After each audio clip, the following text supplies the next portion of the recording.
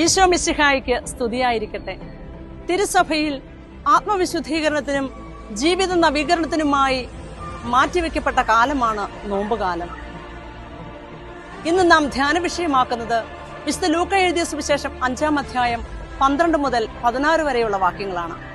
വിശുദ്ധ ബൈബിളിലെ കുഷ്ഠരോഗിയുടെ സൗഖ്യം കേവലം ഒരു ശാരീരികമായ സൗഖ്യമാക്കൽ മാത്രമായിരുന്നില്ല, മറിച്ച് ആഴമേറിയ ആത്മീയ സത്യങ്ങളുടെ വെളിപ്പെടുത്തൽ കൂടിയാണ്. സുവിശേഷത്തിലെ കുഷ്ഠരോഗിയോടൊപ്പം ഞാനും ഏറ്റുപറയുന്നു, കർത്താവെ, അങ്ങയ്ക്ക് മനസ്സുണ്ടെങ്കിൽ എന്നെ ശുദ്ധനാക്കാൻ കഴിയും. നാം ഇന്ന് ജീവിക്കുന്നത് നിരവധി അശുദ്ധികളുടെ നടുവിലാണ്, തിന്മയുടെയും പാപത്തിൻ്റെതുമായ അശുദ്ധികളുടെ നടുവിൽ. ഇവിടെയാണ് വിശുദ്ധീകരണത്തിന്റെ ആവശ്യം. വിശുദ്ധി കൂടാതെ ആർക്കും കർത്താവിനെ കാണുവാൻ സാധ്യമല്ല. ജീവിതത്തിൽ അഹന്തയും വ്യർത്ഥാഭിമാനവും കൊണ്ട് ഞങ്ങളും രോഗബാധിതരും അവശരും നിരാലംബരുമായി തീർന്നിട്ടുണ്ട്.